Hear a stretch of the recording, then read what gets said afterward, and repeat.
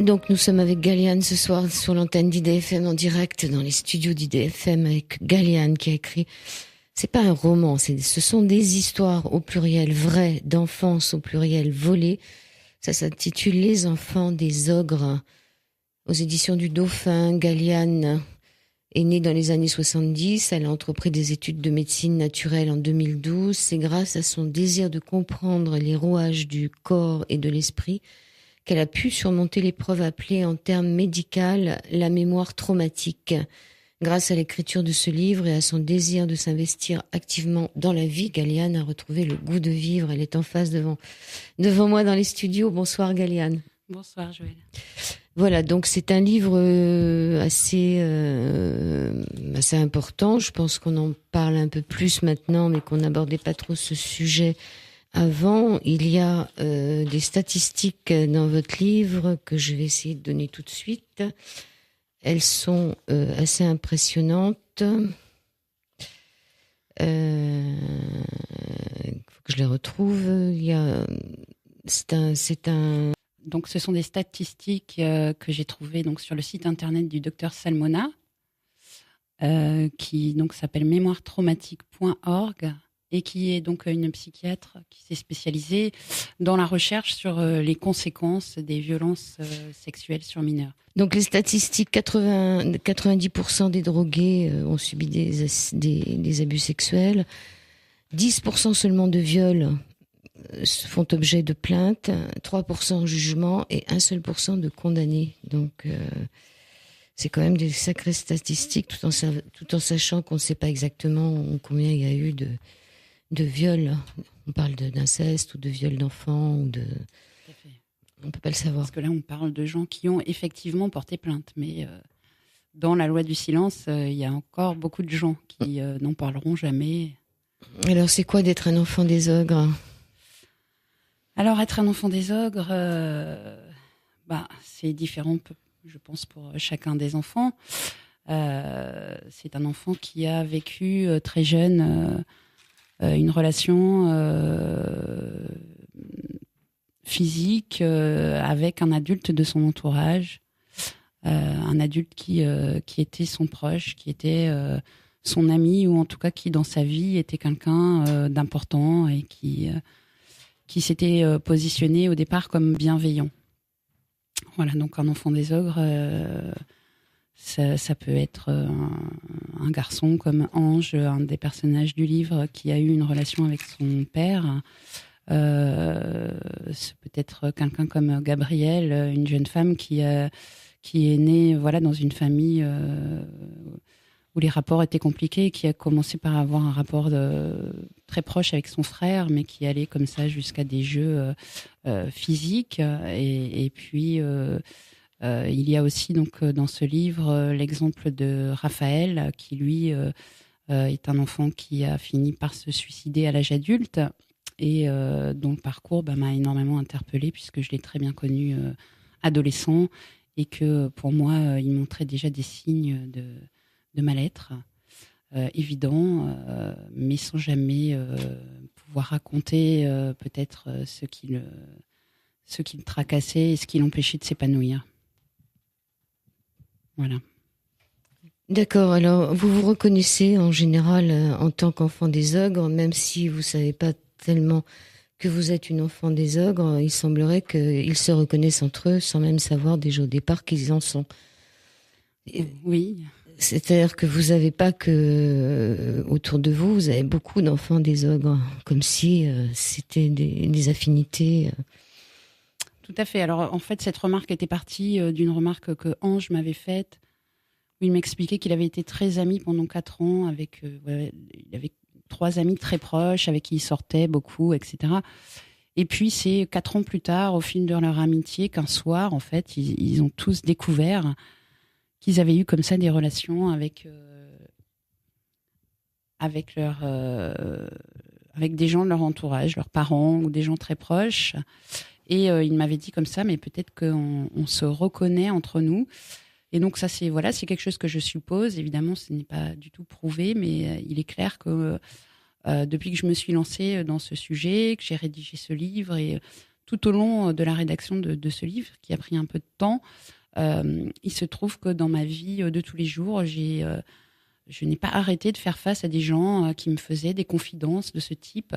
Alors, il est vrai qu'en même temps, j'ai entrepris des études de médecine naturelle, donc je suis parfois un peu dans la position du thérapeute sans l'être professionnellement, mais en tout cas, voilà, avec mon entourage. Donc, peut-être que je dégage aussi, voilà, quelque chose qui pousse à la confidence, mais c'est vrai que je suis assez étonnée, car parfois, les gens viennent me parler de ces sujets-là, alors que je n'ai pas du tout moi-même abordé le sujet. Je ne parle pas forcément du livre en société. Voilà, je l'ai écrit sous un pseudonyme et je ne l'affiche pas en fait tout le temps dans ma vie de tous les jours. Mais il est vrai que voilà, ce sont des sujets. Alors c'est vrai qu'on en parle aussi beaucoup plus aujourd'hui dans les médias. Et je pense qu'il y a un mouvement de libération de la parole des gens.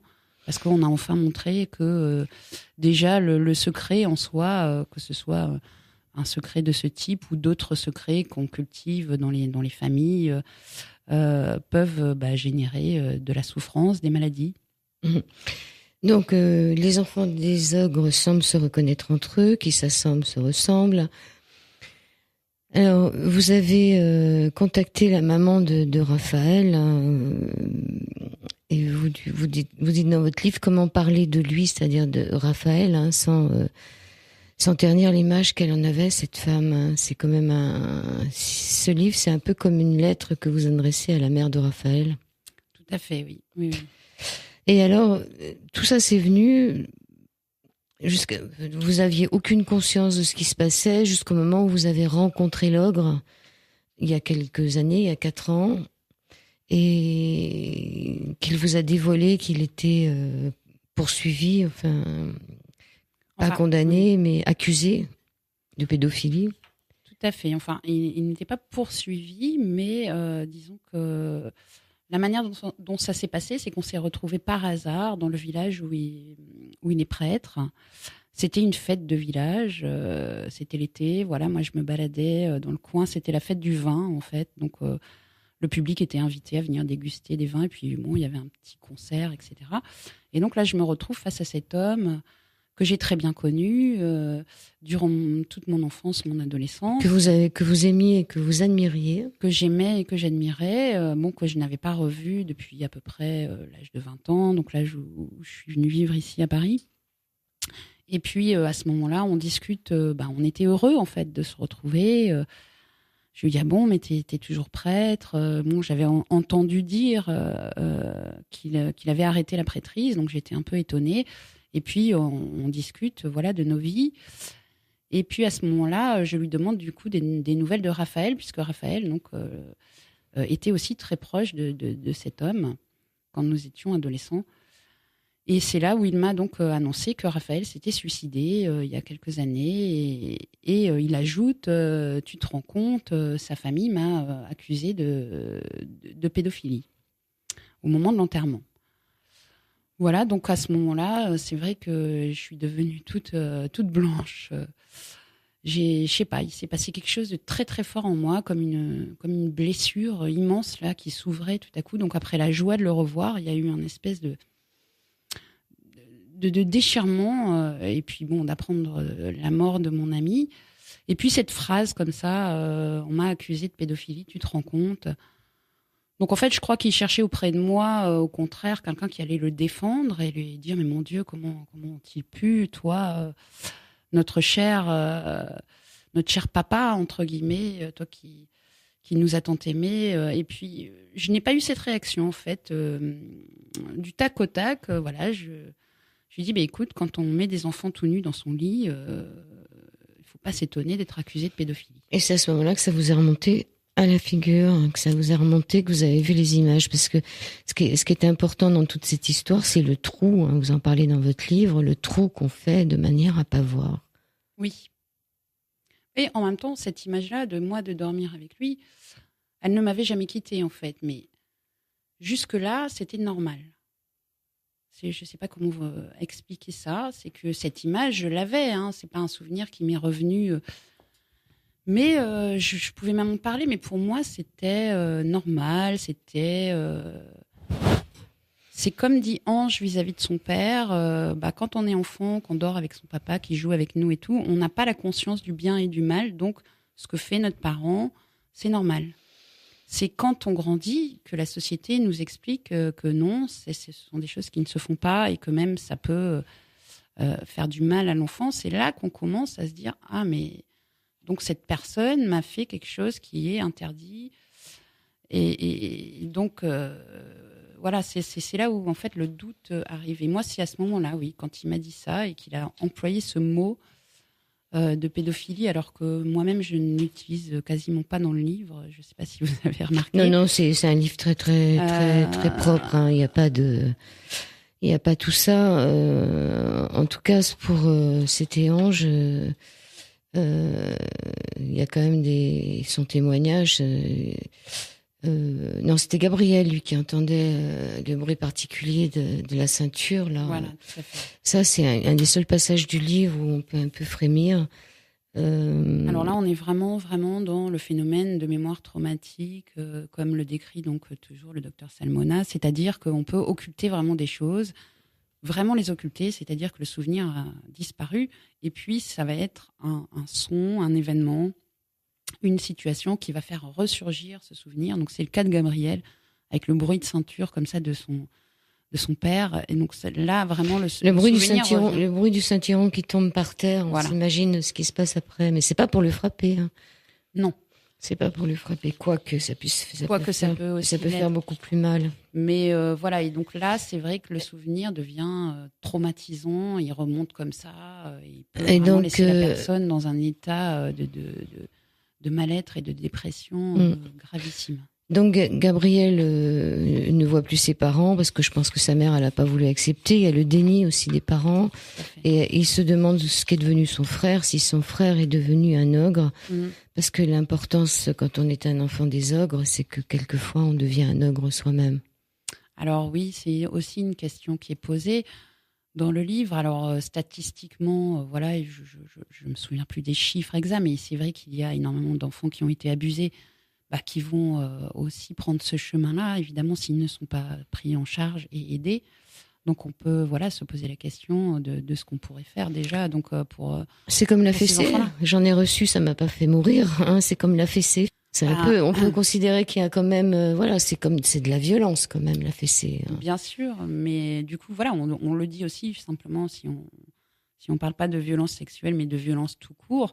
Effectivement, les gens qui ont subi de la violence vont avoir certainement le réflexe d'en refaire subir, sauf s'ils apprennent à réfléchir à ce qui s'est passé et qu'ils apprennent à choisir une autre voie, en fait. Il est clair qu'on est souvent... c'est difficile de donner de l'amour quand on n'en a pas reçu. Alors, dans votre livre, il y a plein de questions qui se posent. Souvent, quand la victime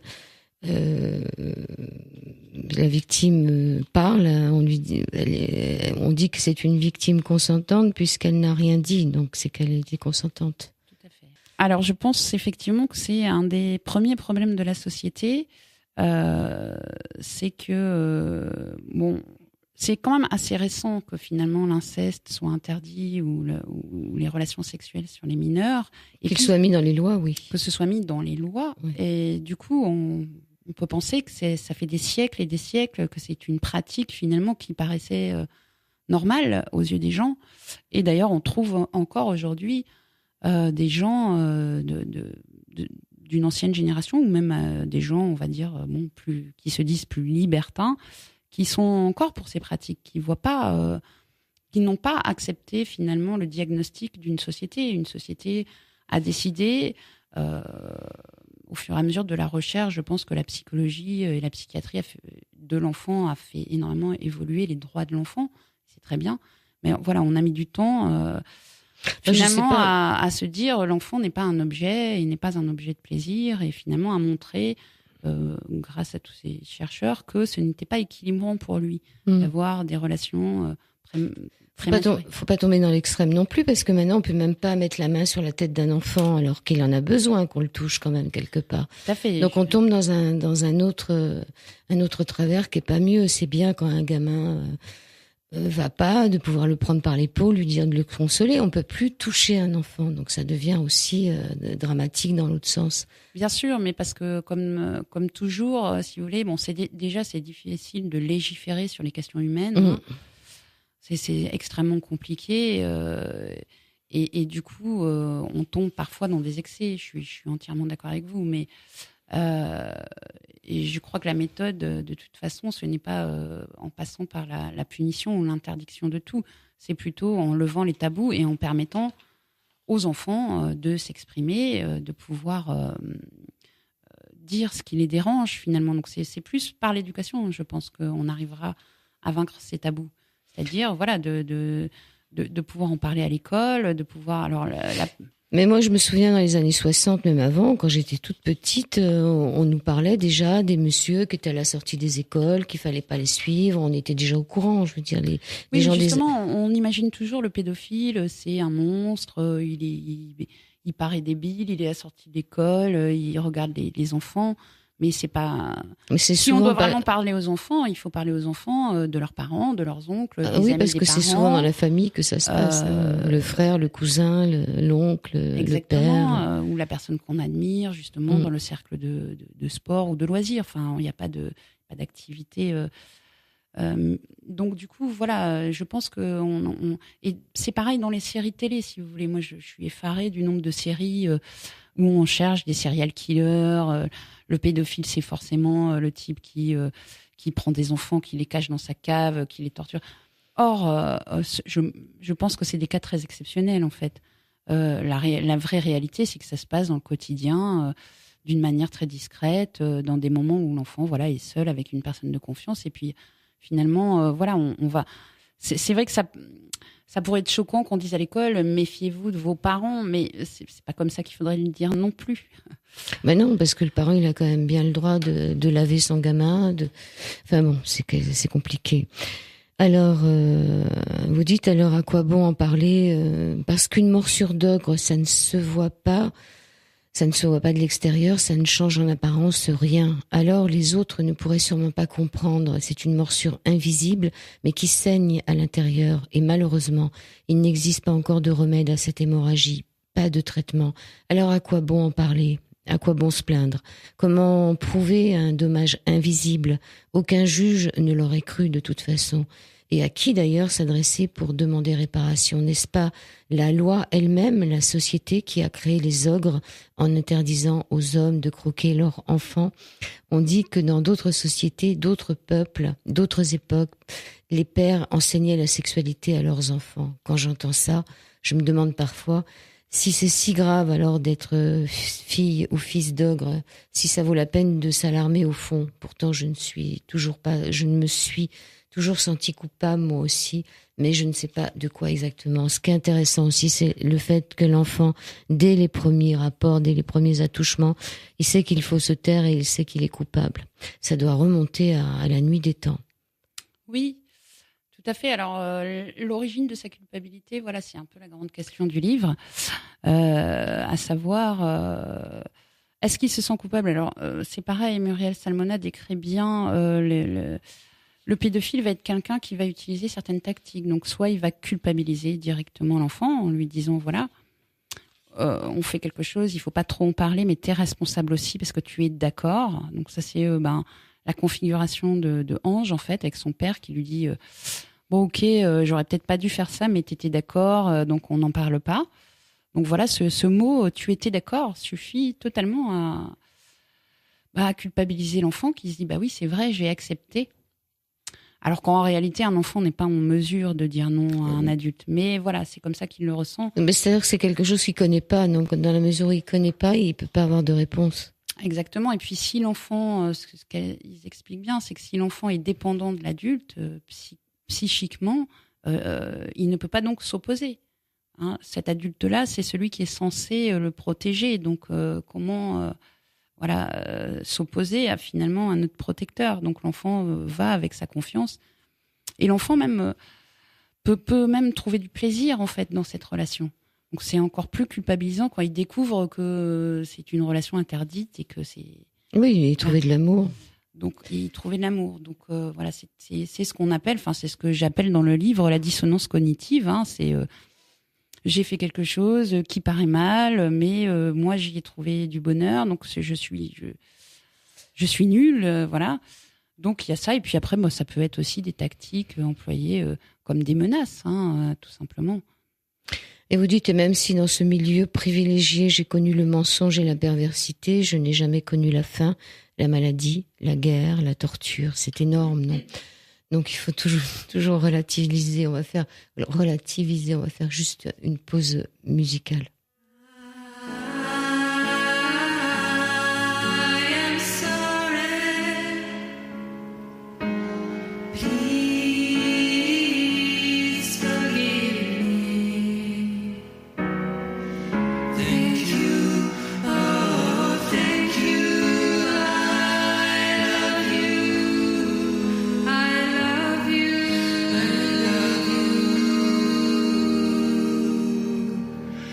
IDFM, deuxième partie de cette émission Au-delà du miroir avec Galiane. Nous parlons des enfants, des ogres, nous en parlons beaucoup.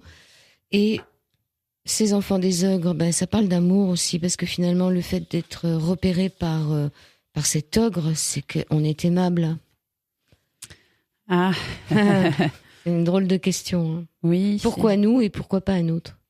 Vous vous posez la question dans le livre, hein, pourquoi moi? Alors oui, alors c'est vrai que moi je me suis souvent posé la question. Enfin, ce que je sais de mon ogre à moi, c'est qu'il était plus proche des garçons en fait. C'est quelqu'un qui hébergeait beaucoup de jeunes garçons, dont Raphaël. Donc toujours des jeunes en difficulté vis-à-vis de leurs parents, de leur famille, des jeunes de la DAS, des gens qui étaient en rupture. Certainement en manque affectif. Donc ça, je pense que c'est une caractéristique des pédophiles en fait. Hein. Ils vont plutôt choisir un enfant qui est en manque affectif et pour qui ils vont pouvoir devenir un père. Hein. Après, c'est vrai que je me suis interrogée de cette parce que moi j'avais une grande admiration pour cet homme et je m'incrustais en fait. Hein. J'avais de l'amour. J'avais de l'amour. Alors qu'est-ce qui s'est passé entre lui et moi? Bon, ça, je le sais toujours pas en fait, puisque j'étais une des rares filles comme ça à être chez lui. Est-ce qu'il était touché parce que moi j'adorais Raphaël, son protégé, etc. Ou est-ce que c'est ma personnalité? Et c'est ce qui aussi me fait penser que peut-être moi je n'ai pas subi peut-être ce que d'autres jeunes ont subi puisque j'étais une fille et pas un garçon. Mais tout ça c'est très c'est très hypothétique. Je suis pas dans sa tête. Je ne saurais pas dire pourquoi il y a eu cette histoire. Vous avez quand même des images de dormir nu dans un lit avec lui. Voilà. Mais ça, vous l'aviez occulté. Vous trouviez que c'était normal. J'avais cette image, mais elle ne me paraissait pas anormale, puisque de toute façon, quand on allait chez lui, les autres le faisaient aussi. Si on était très nombreux, il y en a toujours un qui dormait dans son lit. Et c'était posé comme ça. C'était comme à la bonne franquette, quoi. La maison n'est pas assez grande. C'était chez les scouts. Et puis, préalablement, il y avait eu les scouts toutes petites. Donc, c'était effectivement des choses qui ne me paraissaient pas si choquantes. Alors, sur la religion, vous dites mais je croyais en Dieu, je veux dire que je lui parlais. La religion, c'est facile de ne pas la respecter, mais oublier Dieu, c'est une autre histoire. Et un peu plus loin, on vous pose la question de savoir pourquoi vous avez fait baptiser seulement et communier peut-être votre enfant. Alors oui, donc c'est donc l'ogre qui a baptisé notre enfant. Donc comme je le dis dans le livre, je pense que d'une part, moi à cette époque-là, j'étais encore assez proche de la religion catholique, puisque j'ai été élevée dedans en fait depuis toujours. Hein. Et puis il y avait aussi le côté du fait que on a été des parents très jeunes, donc nos familles s'inquiétaient de savoir comment on allait élever cet enfant alors qu'on était un peu immature, etc. Du coup, c'était aussi une manière de rassurer tout le monde. Oui, nous allons donner une éducation religieuse à notre enfant. On fait les choses, voilà, comme il faut les faire. Donc, c'était un peu, voilà, aussi pour rassurer les familles. Et puis, par la suite, moi, je suis restée un petit moment dans la religion puisque j'ai été, en fait, salariée de l'Église catholique pendant de nombreuses années. J'ai été chanteuse à la chapelle du Père-Lachaise. Et donc, il y avait une partie de moi, oui, effectivement, qui était comme ça, très tournée vers le spirituel, on va dire. Et puis, c'est petit à petit aussi, à force de connaître de mieux en mieux cette fameuse religion, de rencontrer les hommes d'église, de rencontrer le dogme, en fait, tel qu'il est posé, que je me suis rendu compte qu'il y avait beaucoup de choses qui me dérangeaient et que finalement, ce dogme était plus un carcan pour moi qu'une libération ou qu'un chemin spirituel. Et donc, c'est à partir de là que j'ai finalement quitté l'Église et qu'aujourd'hui, je dirais que je suis plutôt, on va dire, contre les dogmes, en fait, de toutes sortes, qu'ils soient, même si je garde comme ça, oui, cette idée de Dieu, elle est bien là, elle est bien ancrée. On peut l'appeler Dieu, on peut appeler les énergies, on peut appeler, il y a tout un tas aujourd'hui de mots qui parlent un peu de choses qui nous échappent et qui sont invisibles, mais pour moi, en tout cas, le chemin des dogmes est dangereux. Alors, j'ai la réponse, parce que dans votre livre, vous dites que vous avez travaillé 7 ans dans un cimetière. Mais bon, c'était en tant que chanteuse, non? Oui, tout à fait. Oui, j'avais un poste. Je me demandais ce que vous faisiez dans le cimetière, j'allais vous poser la question. Oui, j'ai eu cette place qui était un peu unique à Paris. Donc, l'évêché de Paris, en fait, s'occupe d'une chapelle qui est au milieu du Père-Lachaise, un peu en dessous du crématorium. Et donc là, on propose des services funéraires pour les familles qui n'ont pas de paroisse ou les gens qui vont passer au crématorium après. Et donc, moi, je faisais partie de la formule, le PAC, messe, chant et orgue. Voilà, on était, deux musiciens. Alors justement, dans votre livre, vous parlez d'un morceau de musique. Je lui ai chanté une chanson que les gens passaient souvent lors des enterrements au Père-Lachaise, surtout dans le cas de suicide. C'était quelle chanson? Oui, alors cette chanson, c'est une chanson de Jean-Jacques Goldman qui s'appelle Puisque tu pars. D'accord. Et c'est vrai que souvent les gens la passaient dans les enterrements parce qu'on pouvait très bien, logiquement, on chantait des chants religieux, mais si une famille voulait bien sûr amener son disque pour rendre un hommage aux défunts, voilà, on pouvait aussi passer des morceaux de variété. Et j'ai constaté qu'effectivement, c'était un des morceaux qui revenait le plus souvent. Puisque tu parles de Jacques Goldman, on va revenir à nos ogres. C'est intéressant cette histoire de l'ogre, parce que dans l'histoire de l'ogre, dans Le Petit Poussa, c'est l'ogre mange ses enfants. Oui. C'est l'ogre, c'est pas l'ogresse. L'ogre mange ses enfants. Oui. Ouais. À la fin de votre livre, vous avez une phrase merveilleuse sur cet ogre. Vous dites, on va peut-être le dire maintenant, parce que depuis que ce livre a été écrit, il y a 3 jours, vous avez reçu un courrier de l'ogre. Oui, un mail. Un mail qui m'est pas directement adressé, mais il me fait suivre des mails, en fait, sans me donner un mot à moi spécialement, mais je pense qu'il se dit que, voilà, je suis peut-être à l'origine du mouvement, ou qu'en tout cas, voilà, il veut me tenir au courant de ce qui se passe dans sa vie. Et alors, il se trouve qu'une lectrice de mon entourage, qui vit dans ma petite ville de province, a reconnu l'ogre à la lecture du livre. Et donc, comme c'est une femme catholique d'un certain âge, eh bien, elle est allée trouver l'évêque pour lui parler donc de ce prêtre. Et elle lui a même donné mon livre.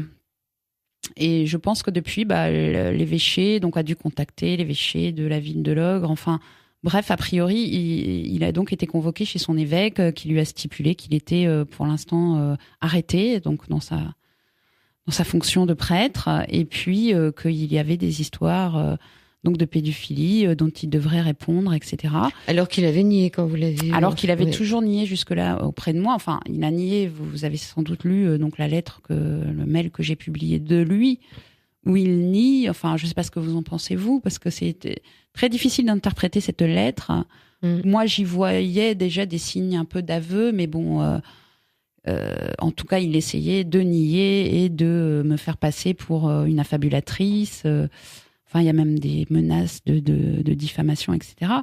Et donc là, voilà, on a un retournement de situation où il m'envoie en pièce jointe un communiqué où il explique à tout le monde qu'il est donc poursuivi pour des histoires de pédophilie vieille de 20-25 ans, c'est ce qu'il met dans son communiqué, et que voilà, il pense à ses amis, à ses proches qui souffrent, etc., qui va devoir écouter les victimes, que l'Église a changé de comportement aussi, ça c'est important parce qu'il le met, l'Église a changé de comportement vis-à-vis de ses actes. Oui. Et donc, il dit aujourd'hui quelque chose comme « la justice se fera et je demande pardon à tous ceux que j'ai fait souffrir ». Donc moi, ce que je retiens en tout cas, c'est cette demande de pardon, puisque c'est quelque chose qu'il m'avait répondu dans sa lettre. Il m'avait dit « je te souhaite de te pardonner ». Enfin, il avait l'air de dire que bah voilà, c'était moi qui devais faire tout le travail. Et en réalité, bah oui, moi je pense que chacun quand on a souffert, on a un travail à faire, bien sûr, pour dépasser nos souffrances et ne pas rester en tout cas dans la haine et dans la rancune. Bon, ça c'est très important, mais je crois aussi que le pardon, enfin, pour moi, il faut aussi que l'autre, enfin, c'est à deux, quoi. Le pardon, c'est pas un truc qu'on peut faire tout seul. Il faut aussi que l'autre ait envie d'être pardonné ou le demande, quoi, ou en tout cas, voilà, montre des signes de. Parce que sinon, En tous les cas, vous avez banni de vos mots culpabilité. Vous dites aussi que c'était pas tant vouloir punir que de vouloir guérir, qui était important. Et il y a un autre moment, vous dites dans le livre aussi, comment peut-on être heureux quand finalement on a envoyé quelqu'un en prison, quoi.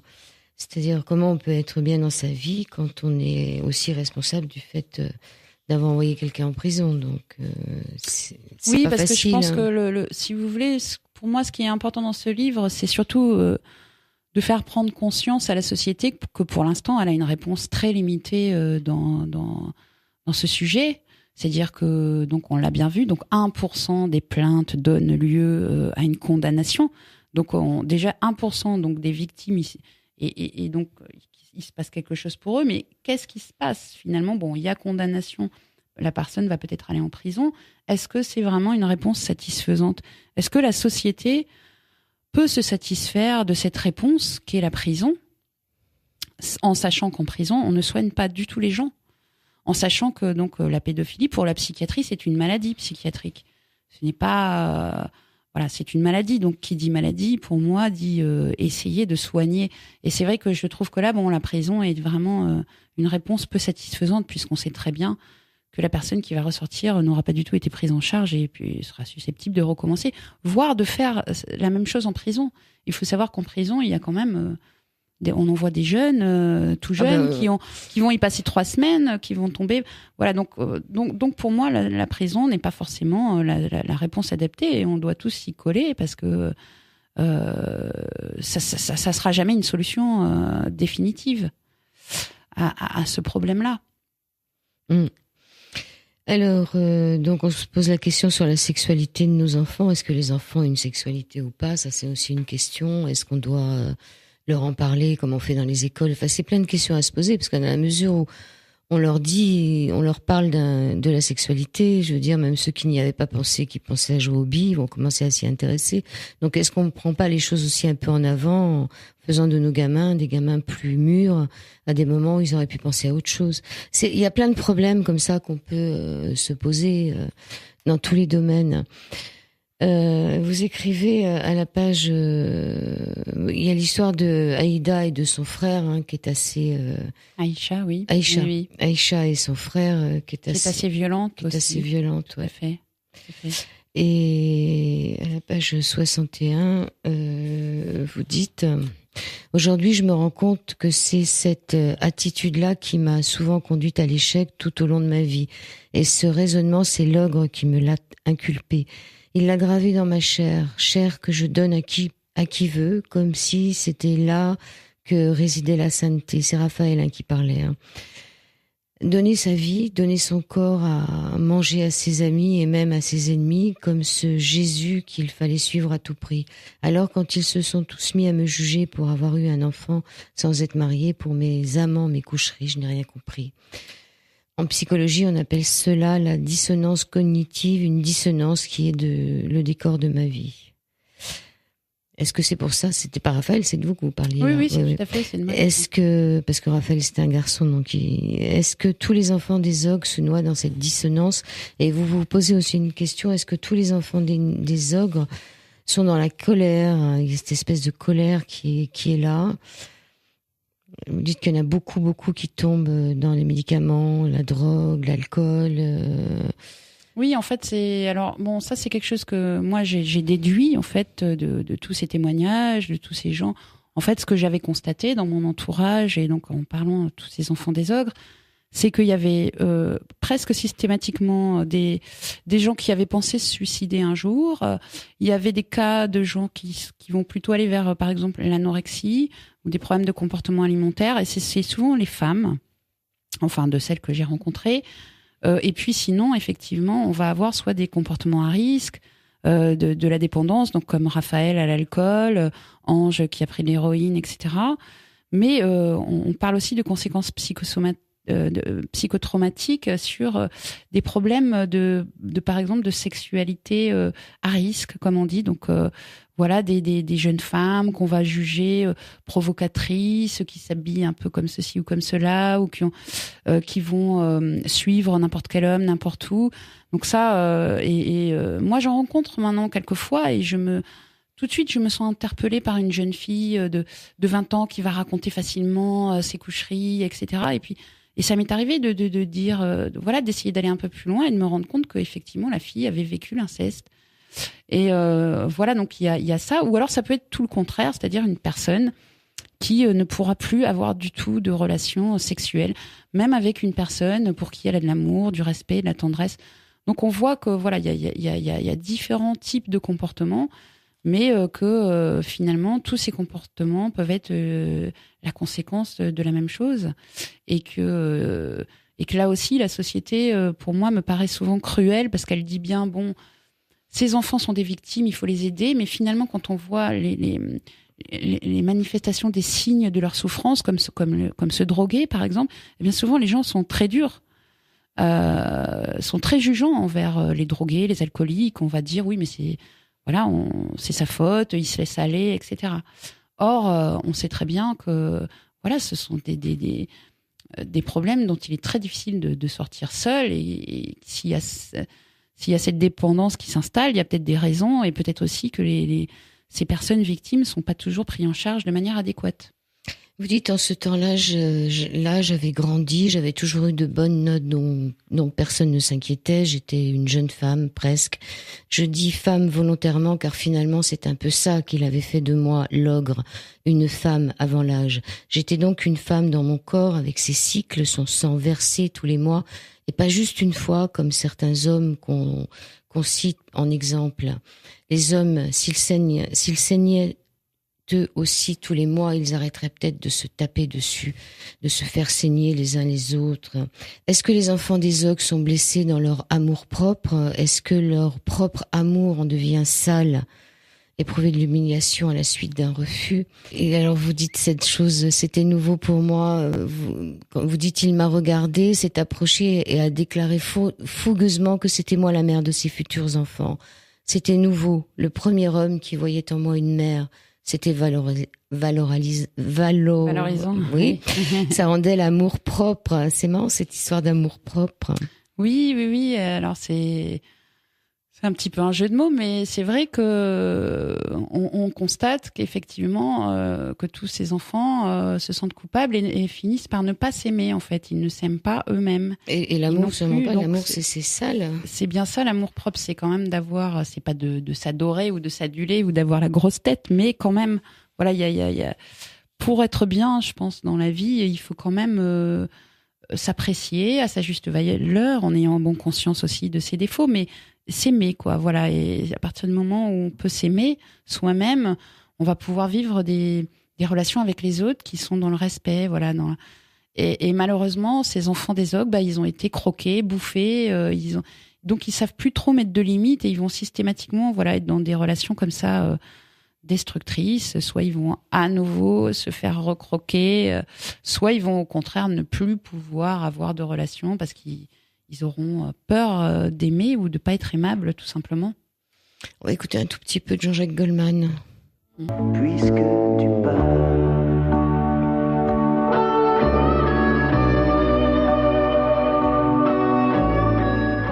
Et voilà, l'émission est presque terminée. Donc, c'était un hommage pour Raphaël qui est parti et qui est très présent dans ce livre. C'est un peu pour ça aussi que vous avez fait ce livre, non ? Oui, tout à fait. C'est aussi un livre, effectivement, qui pose la question du suicide. Pourquoi ? Parce que ça fait partie aussi d'une des grandes questions éthiques d'aujourd'hui. Je pense notamment à le droit ou non à l'euthanasie, qui fait toujours partie des débats de société. Mais on n'a pas le droit au suicide. Donc voilà, moi je donne pas vraiment une réponse, je m'interroge avec... mais c'est vrai, en essayant peut-être de donner aussi une autre vision du suicide que donc celle qui est quand même imposée par les dogmes en général, puisque dans les religions monothéistes, c'est très mal vu le suicide. Avant, c'était même une raison dans le catholicisme, pour qu'il n'y ait pas droit à une cérémonie. Je pense que dans bien d'autres religions aujourd'hui, c'est toujours très très mal vu et très condamnable. En même temps, moi je me pose cette question de cette vie qu'on reçoit très mystérieusement, parce que c'est pareil, on n'a pas vraiment percé le mystère de la vie. Et puis il y a cette mort comme ça qui nous attend tous. Et est-ce que quelque part on n'a pas le droit au choix aussi devant certaines situations ? Alors là, là, la situation que je cite est particulière, celle de Raphaël. Oui, parce que finalement, il nous reste peu de temps, mais Ange, lui, alors c'est des prénoms que vous avez inventés, c'est pas possible, Raphaël et Ange. Oui, bien sûr, ce sont des prénoms que j'ai inventés, évidemment. Il s'en est sorti autrement, Lui, il s'en est sorti en devenant il a pris de l'héroïne, comme vous le dites, mais après, il s'en est bien sorti, Ange, lui. Ange, c'est extraordinaire, le chemin qu'il fait. En tout cas, c'est quelqu'un qui est devenu heureux. Plus heureux que ce qu'il pouvait en tout cas être quand il était jeune, alors qu'il était déjà très intelligent, très éveillé, etc. Aujourd'hui, lui, il a trouvé la paix dans la nature, dans une certaine spiritualité aussi. Donc, il est magnétiseur, il travaille avec ses mains, ses énergies, mais surtout, il est en train de découvrir une vie très simple. Il est parti vivre au Pérou, là. Je sais pas si c'est pour toute la vie, mais enfin, en tout cas, il a trouvé un cadre de vie qui lui convient, et je pense qu'il vit très sobrement, très pauvrement, dans la nature, et pour lui, comme pour Gabriel d'ailleurs, qui fait de la permaculture, qui s'est beaucoup consacré aux plantes, au jardinage, etc. Ce sont des gens pour qui le retour à la nature est vraiment salvateur. Mais pour moi aussi d'ailleurs, mais d'une autre manière. Moi, je suis une naturopathe des villes. J'essaie de trouver la nature ou de remettre de la nature aussi dans ma vie de citadine. Vous avez vu qu'on peut parrainer un arbre là en ce moment, il y a à Paris, il y a certains arbres, vous avez le droit d'aller fleurir le pied. Oui, tout à fait, c'est superbe, c'est vraiment très très chouette.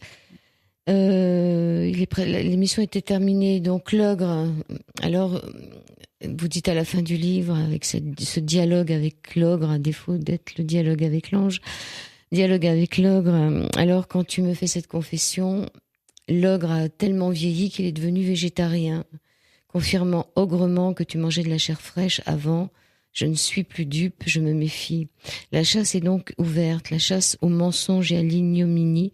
Sois sûr que mon combat ne cessera jamais tant que des petits seront exploités. J'ai enfin retrouvé les forces suffisantes pour lutter contre l'ignorance qui profite toujours aux manipulateurs. L'instruction, l'éducation sont les seuls remèdes à tous les maux du monde. Sois certain que bientôt, là où tu vis, chaque enfant sera avisé.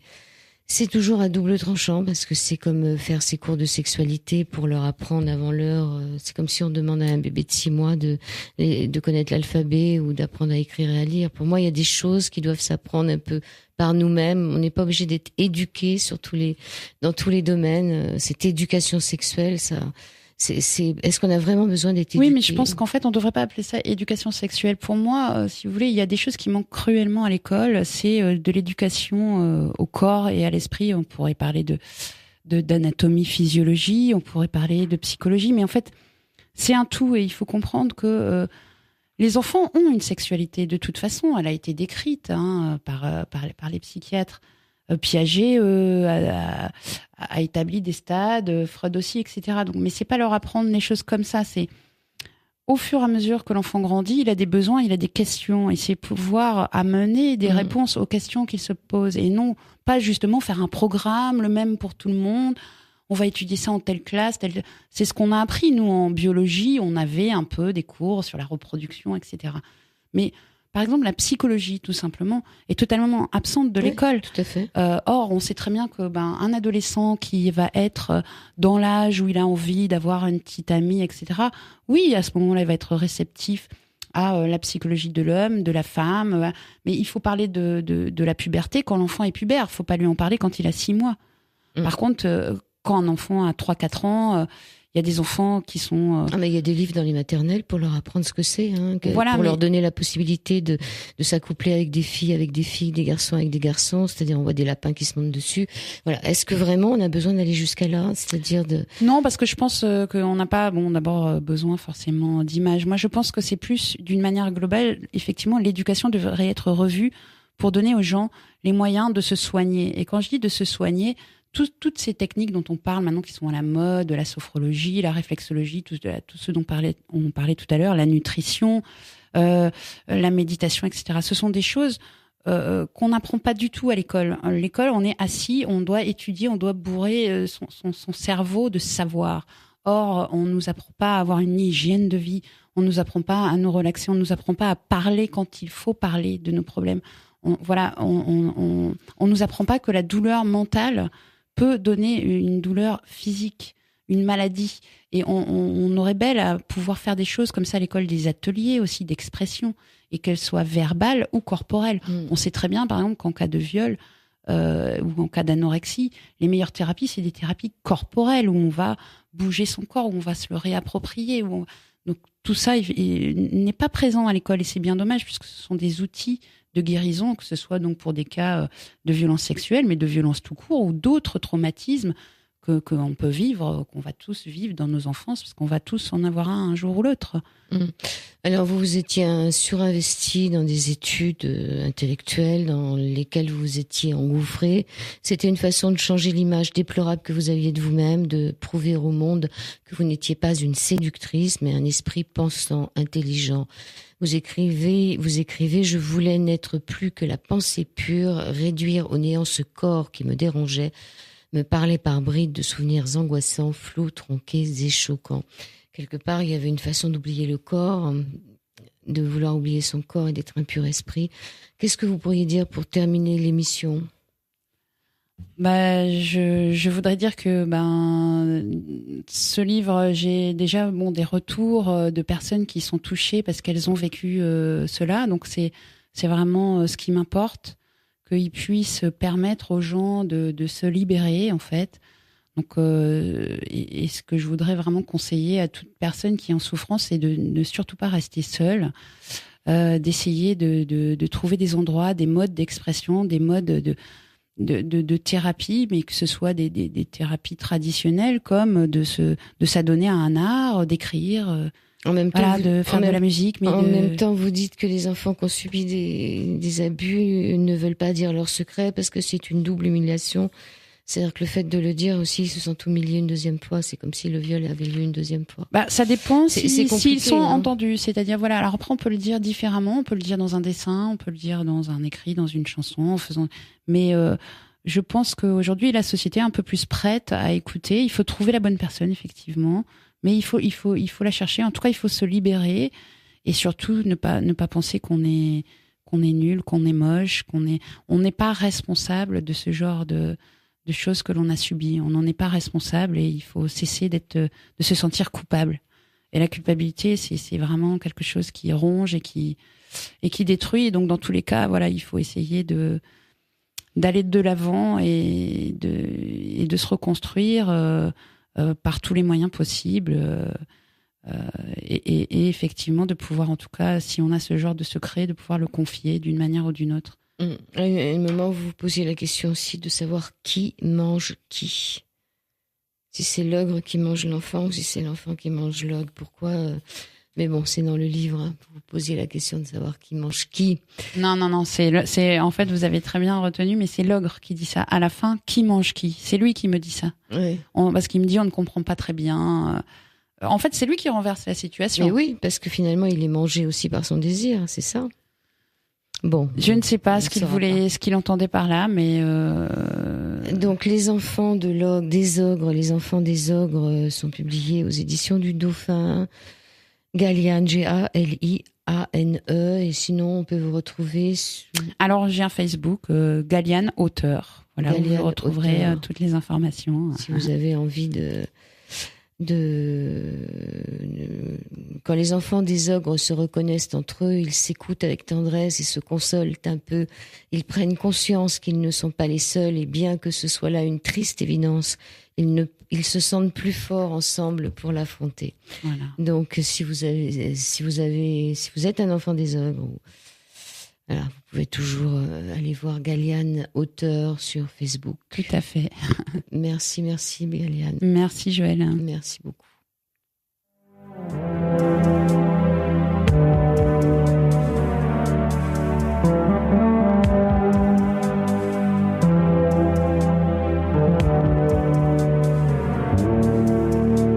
Quand je sortirai de mon corps comme un papillon, mieux encore, pour m'envoler vers d'autres ciels et découvrir d'autres soleils.